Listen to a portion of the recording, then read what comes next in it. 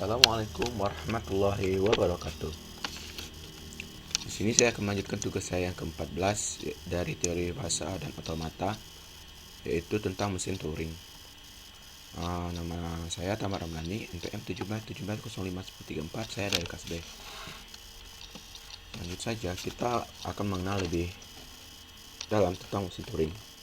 Apa sih itu mesin Turing? Mesin Turing adalah model komputasi teoritis yang ditemukan oleh Alan Turing yang berfungsi sebagai model ideal untuk melakukan perhitungan matematis.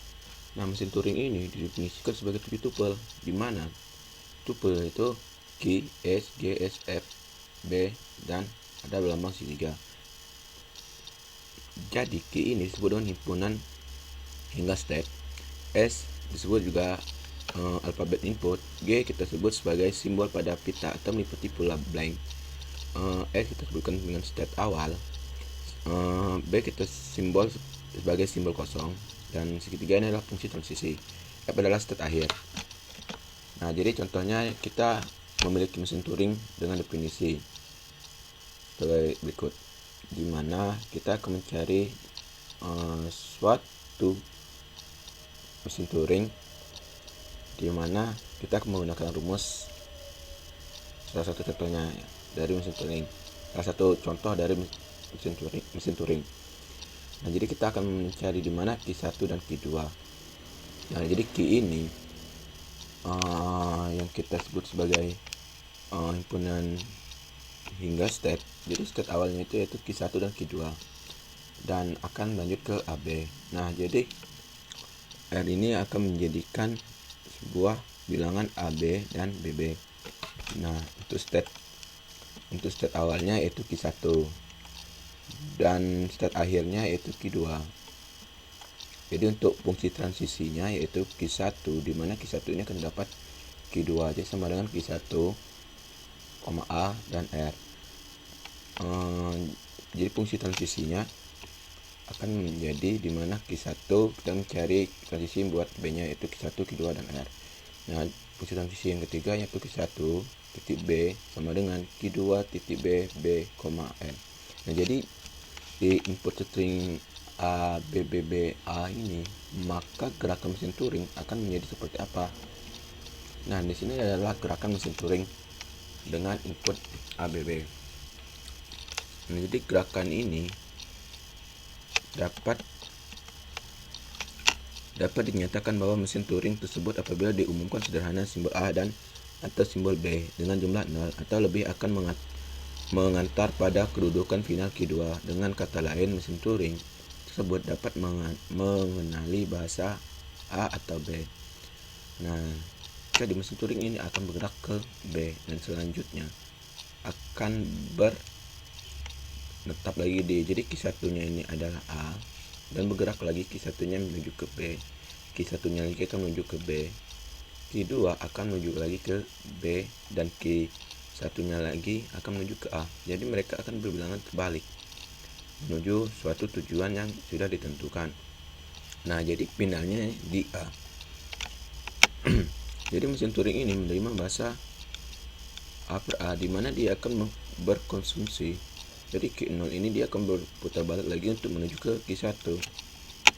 Nah, jadi time 0 ini, di mana Q0 ini terdapat ada bilangan A. Jadi masing-masing A ini akan tujuan ke A lagi untuk berputar menjadi R. Nah, jadi Q0 ini tadi akan berpeluang ke Q1, di mana Q1 ini merupakan bilangan yang aktif. Nah, selanjutnya yaitu time 1, di mana kita akan mencari A tetap di A tadi. Nah, jadi Q0 ini akan berpulang lagi ke A0 dan R, di mana Q0 ini akan berpeluang ke Q1. Nah, jadi untuk bilangan ketiga kita menentukan Q0 nya dari lambang segi persegi ini tadi.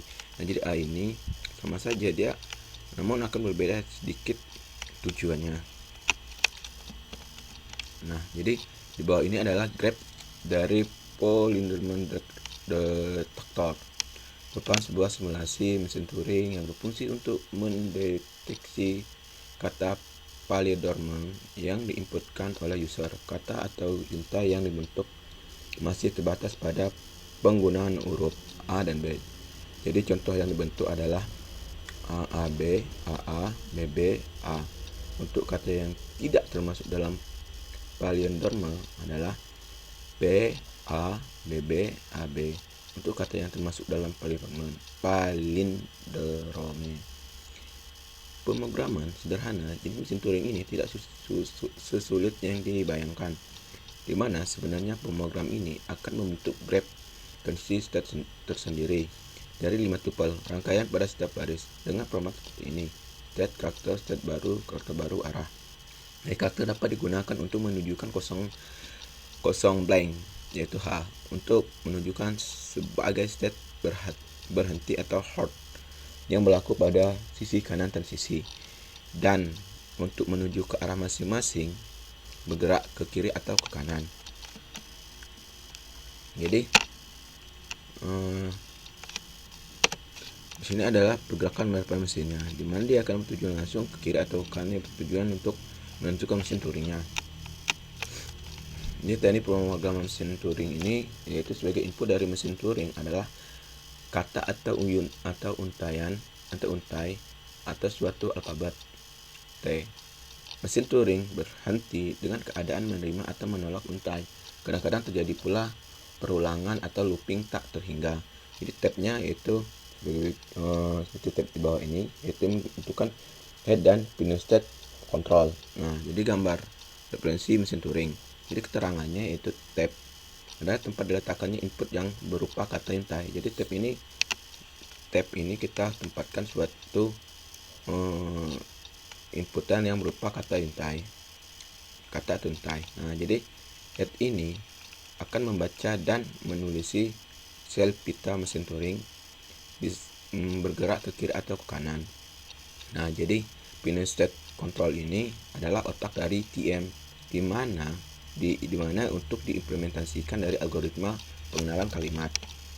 Nah, jadi multi mesin Turing ini memiliki beberapa pita yang masing-masing dapat dibaca oleh head yang saling bebas. Setiap pita memiliki head tersendiri. Aksi yang dilakukan salah satu head pada pitanya tidak bergantung dari aksi head yang lain. Nah, jadi mesin Turing non-deterministic adalah semua mesin Turing yang dibahas sebelum ini adalah mesin Turing deterministik.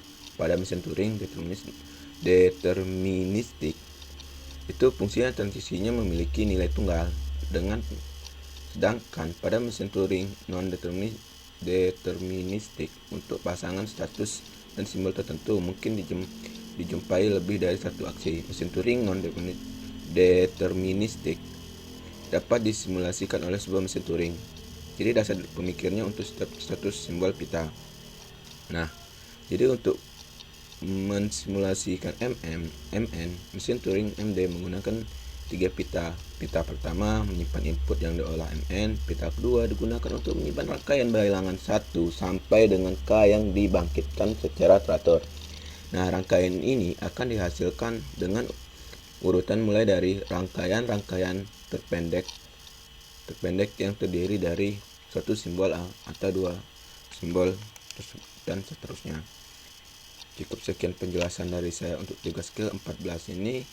Wabillahi taufiq wal hidayah. Wassalamualaikum warahmatullahi wabarakatuh.